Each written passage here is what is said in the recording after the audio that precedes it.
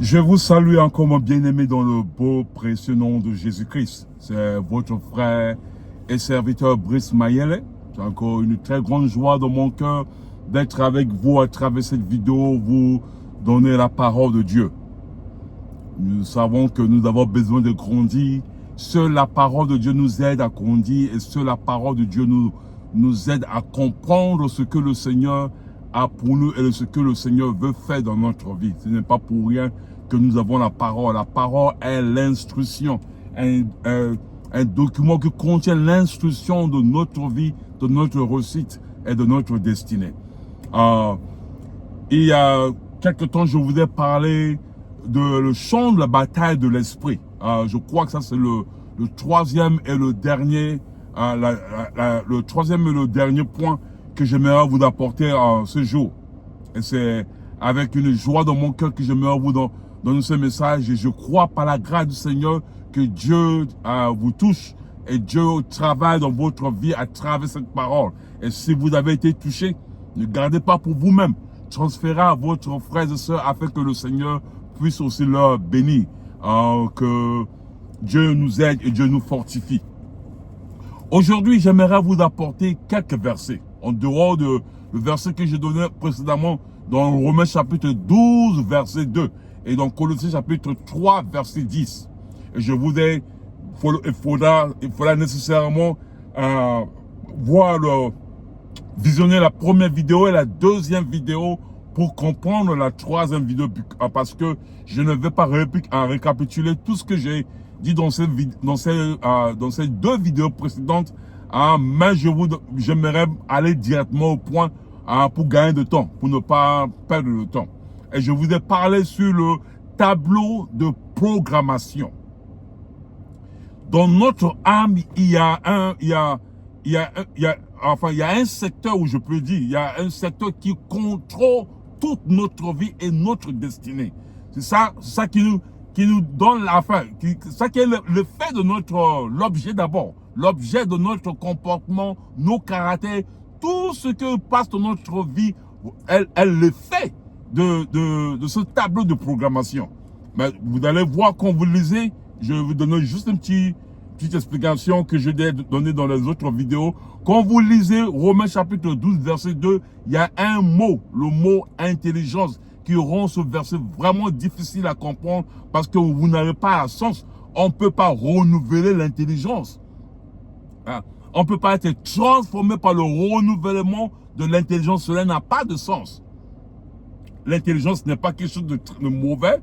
Je sais pas comment on peut renouveler. Ça n'a pas de sens. Alors, j'ai trouvé un mot selon le sens étymologique de ce mot intelligence qui est lève, et j'ai trouvé un mot qui va vraiment en parallèle avec lève, qui est le tableau de programmation. Les situations, les effets des choses que nous vivons chaque jour affectent notre vie et nous programmons ce tableau de programme, nous programmons des choses dans ce tableau selon les problèmes, les situations que nous avons connues. Et cela devient notre caractère, cela devient ce que nous sommes. Nous savons une chose que quelqu'un disait que si vous pensez, la pensée à la fin deviendra votre caractère. Et sur ce tableau, les pensées sont comme des petites étiquettes que vous affichez sur ce tableau de programmation et qui risquera de devenir une partie de vous.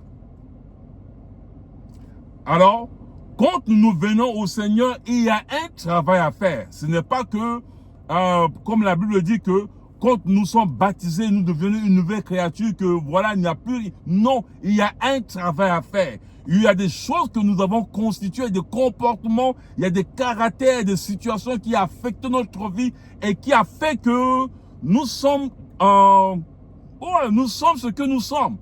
Et que quand la parole de Dieu nous touche et que nous nous rendons compte que, parce que la parole de Dieu, quand la parole de Dieu pénètre, il pénètre au fond de nous et révèle ce que nous sommes. Alors quand nous nous rendons compte que voilà, nous avons une vie qui ne s'aligne pas sur la parole de Dieu, c'est alors là que nous nous rendons notre vie entre mains du Seigneur et nous libérons nos pensées, ces effets, ces choses que nous avons programmées, nous nous libérons de ces choses-là afin que nous soyons une nouvelle personne.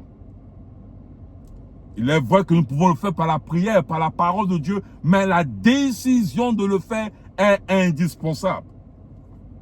J'ai pas trop fait la programmation. Je l'ai essayé un petit peu parce que je faisais cybersécurité. Mais dans la cybersécurité, j'ai appris quelque chose qu'on appelle BAT. BAT, en fait, c'est le mot en anglais.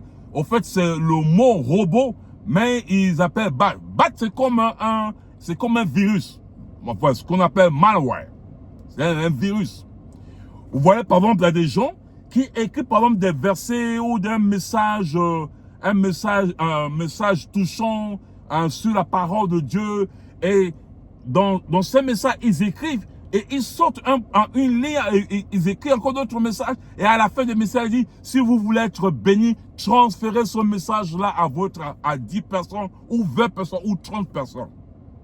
Il y a des gens qui écoutent ces conseils-là, ces choses-là, et ils envoient ces messages. Mais entre ces messages-là, il y a des codes. C'est-à-dire, quelqu'un qui a l'intelligence, qui a la sagesse, il met des codes. Et quand vous transférez ce message à une autre personne, ces codes-là sont des virus. C'est comme un robot. Alors, il a fait le programme pour que ce robot-là agisse selon les principes ou selon ce qu'il a institué dans le caractère de ce robot. Vous transférez le message à quelqu'un, le robot infecte l'ordinateur et il s'installe dans l'ordinateur. Et quand vous transférez à une autre personne, et ainsi, ce robot comme ça se multiplie dans beaucoup d'ordinateurs.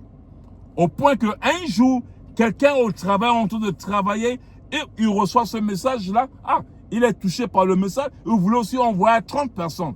Et quand il voulait envoyer à 30 personnes, le robot prend contrôle de son ordinateur.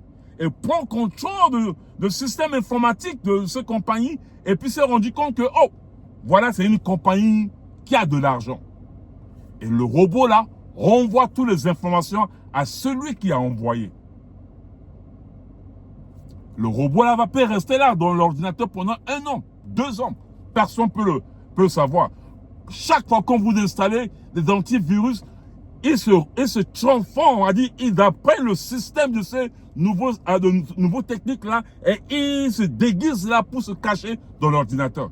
Et vous allez voir un jour que, pop, le pirate là, il bloque toutes les informations, il bloque tout l'ordinateur. Vous ne pouvez pas accéder à votre ordinateur, vous ne pouvez rien faire. Voilà le programme. Il y a des choses que le diable a programmées que nous avons poussé à programmer et nous avons dans ce tableau de programmation. Des choses que il veut faire dans votre vie, peut-être dans 2 ans, dans 3 ans, et il programme, il vous pousse à programmer.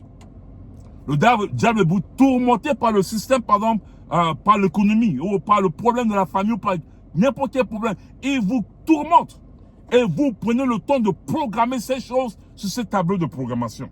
Et vous ne savez pas que ces choses vont vous affecter et cela peut affecter votre vie et votre destinée. Et c'est juste là, comme ce virus. Il ne bouge pas, il fait juste là. Et quand nous venons au Seigneur, nous ne nous libérons pas de nos pensées. Nous pensons que, puisque je suis baptisé, je suis devenu une nouvelle créature. Il y a un travail à faire. Il y a des comportements que nous avons acquis par rapport à certaines choses.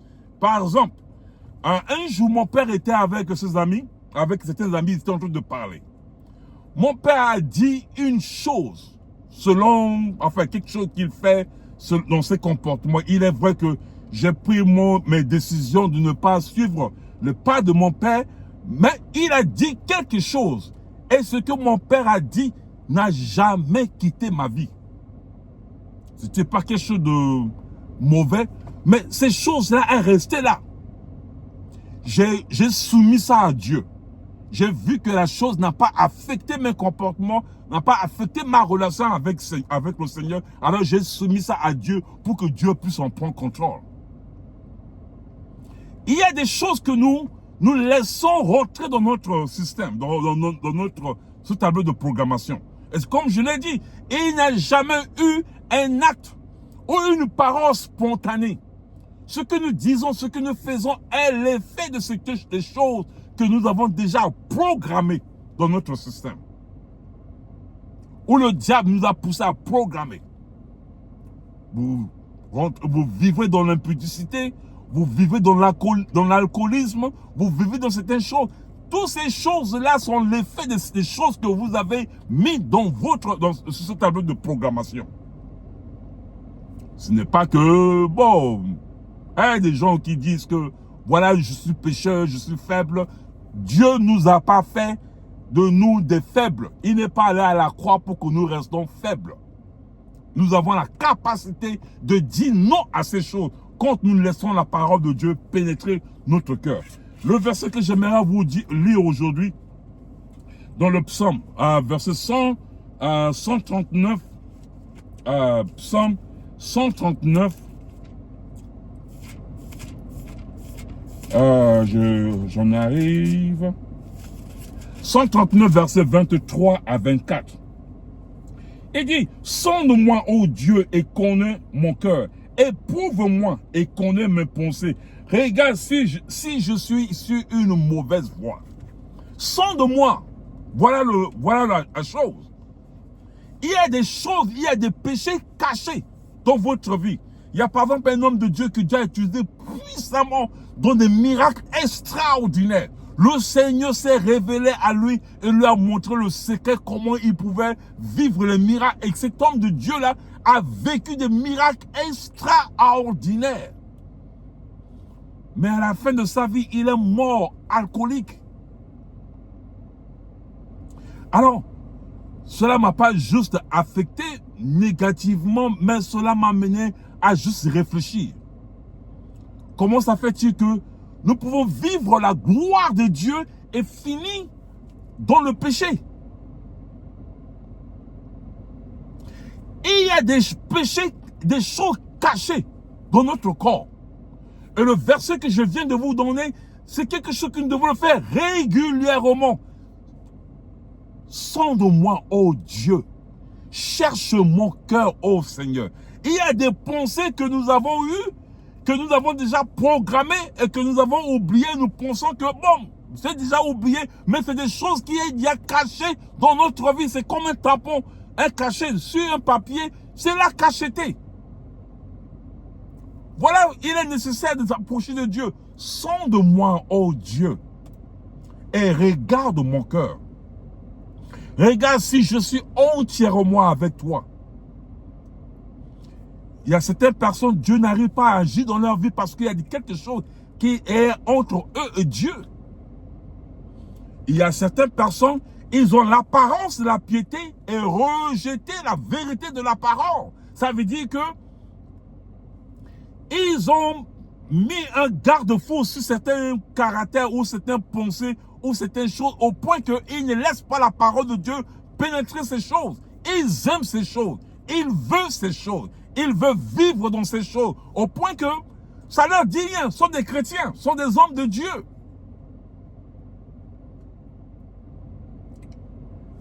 Voilà pourquoi je vous ai dit, quand vous aimez le Seigneur, voyez par exemple, il est facile par exemple de rester au stade, de regarder par exemple le match pendant 5 heures, 6 heures, même si ça dure 10 heures de temps, on sera là, en train de crier, en train de sauter. Ou peut-être voir un petit groupe de gens qui dansent au bord de la route, nous pouvons rester là et les voir pendant des heures et des heures. Pourquoi il est difficile de passer 1 heure ou 30 minutes devant Dieu? Je voulais me dire, pas aller exagérer, mais ne fût ça. Un jour, cela, Dieu m'a interpellé. Je suis tombé amoureux d'une sœur. Et un jour, j'étais tombé malade. Je ne pouvais pas me tenir debout. Mais quand cette sœur m'appelle, Chaque fois quand j'écoute son appel, parce que j'ai programmé mon téléphone et j'ai mis son sonnerie là spécialement, quand c'est elle qui m'appelle, je sais que c'est elle qui m'appelle. Mais quand elle m'appelle, je sors du lit, j'oublie même que j'étais malade. Et on pouvait parler pendant 2 jours. Et à la fin de la causerie, je suis allé au lit et je me suis rappelé que j'étais malade. La douleur est revenue. Et je commence à me poser des questions à moi-même. Pourquoi je suis arrivé à rester parler avec cette sœur-là pendant des heures, des heures, des heures, si je pouvais passer ce temps-là avec Dieu? Et voilà ce que le Seigneur, Dieu m'a pas révélé ou me donné la suite automatiquement. Mais voilà la chose. Nous entraînons notre corps à aimer les choses de ce monde. C'est comme si, par exemple, un camion est rentré dans un village. C'était un très grand camion, plein de marchandises. C'est tellement joli, est rentré dans un village. Et ces villageois sont allés entrevoir. Et se sont rendus compte que le chauffeur de ce camion, c'était un démon. Ils l'ont chassé. Même les sorciers, même les mauvais, même les alcooliques l'ont chassé. On ne voulait pas le voir dans le village. Mais ils ont aimé son camion. Pendant qu'ils étaient là, un autre camion est arrivé. Pas extraordinaire. Et c'était Jésus. Oh, tout le monde aimait Jésus. Ils ont aimé Jésus. Ils ont amené Jésus dans leur maison. Ils ont gardé son camion. Mais ils ont aimé plus le camion de ce démon. Les choses. Nous entraînons notre corps sur des choses charnelles. Au point que nous pouvons passer des heures et des heures à voir des choses qui affectent notre émotion ou notre corps. Mais nous n'entraînons pas notre âme à aimer le Seigneur. Nous aimons tellement des choses naturelles, des choses que nous voyons, qui n'affectent pas notre vie spirituelle. Mais nous n'entraînons pas notre âme à aimer Dieu. Voilà pourquoi la Bible dit, aimez le Seigneur de tout votre cœur, de tout votre corps et de toute votre âme. Nous devons entraîner notre corps, notre âme à aimer Dieu. C'est à là nous pouvons passer des heures, 5 heures, 6 heures, 10 heures de temps devant lui. Et ça ne vous dérange même pas. Et vous vous rendez compte que le chose de ce monde-là est complètement, fondu dans vous. Vous ne voulez pas ces choses. Vous ne vous y intéressez pas. Il y a des hommes de Dieu qui servent le Seigneur, mais qui sont là dans ces choses. Il y a certains chrétiens qui sont aussi des chrétiens, de ceux que j'appelle des chrétiens locaux. Le diable les amène à aimer leur église. Aimer le message de leur pasteur, aimer la louange, aimer tout. Mais quand ils sont dehors de cette église, là c'est fini. Voilà pourquoi beaucoup des hommes de Dieu, Dieu leur a ouvert la porte de rentrer à l'Occident, ils sont devenus des alcooliques. Pourquoi? Parce que nous ne développons pas de l'amour pour le Seigneur. Nous ne bombardons pas nos pensées, nous n'entraînons pas notre âme à aimer Dieu. Voilà pourquoi il est difficile de rester même 30 minutes, 1 heure devant Dieu. Mais si vous entraînez ce tableau de programmation de l'amour de Dieu, vous allez voir que vous avez l'envie de rester avec lui. L'aimer tel qu'il est. Même s'il vous bénit ou vous bénit pas, vous avez seulement avoir son amour. Vous voulez seulement rester en sa présence. Même s'il répond à votre prière ou il ne répond pas, vous voulez seulement l'aimer. Vous voulez seulement rester là. Seigneur, je t'aime tel que je t'aime. Même si tu ne me réponds pas, même s'il y a quoi, Seigneur, je t'aime. Sens de moi. Regarde si je suis avec toi. Et dans ce temps que nous vivons actuellement, où les choses deviennent difficiles, où la technologie affecte la vie des gens et tout, mon frère, ma soeur, comment tu vas vivre ta relation avec ton maître? Sens de moi, Seigneur. Regarde si je suis entièrement avec toi. Loin des yeux des gens. Loin des yeux de tout le monde. Dis à Dieu, sonde-moi. Regarde si je t'aime réellement. Regarde si je suis réellement un serviteur. Et regarde si je suis vraiment en train de te servir. Seigneur, sonde-moi.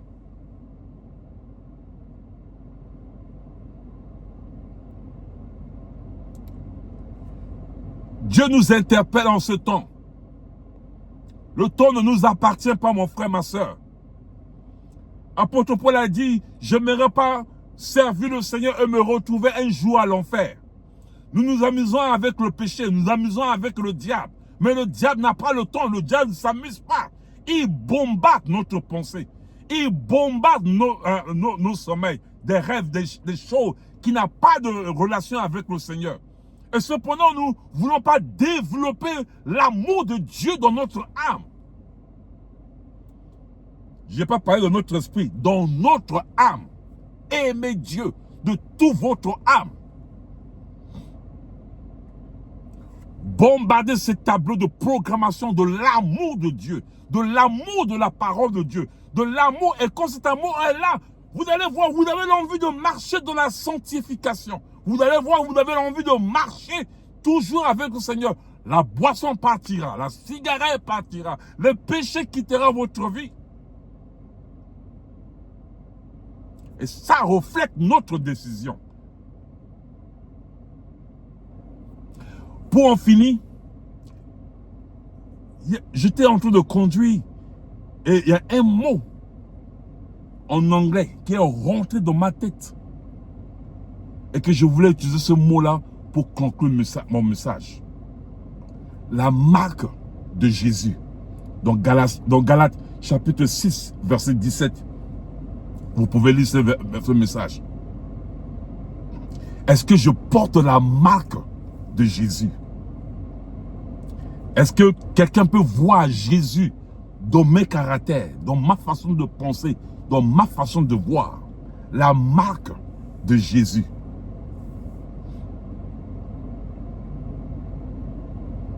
Les chrétiens sont devenus des faux. Notre foi sont fausses. Notre relation avec le Seigneur sont fausses. Nous ne sommes pas la vraie personne que nous apparons, la vraie personne qui paraît. Portez la marque de Jésus. Quand vous portez la marque d'un habit, la marque de quelque chose et que vous partez, tout le monde sache que, oh voilà, c'était telle marque. Est-ce qu'on peut voir en vous la marque de Jésus? J'ai aimé beaucoup ce mot et j'en parlerai un autre jour. Que le Seigneur vous bénisse. Et je crois que je vais terminer ce message ici. Que le Seigneur vous bénisse. Entraînez programmez ce tableau de programmation de l'amour de Dieu. De l'amour de la vérité. Afin de marcher dans la vérité. Rejetez tout ce qui n'est pas de Dieu. C'est à nous de le faire.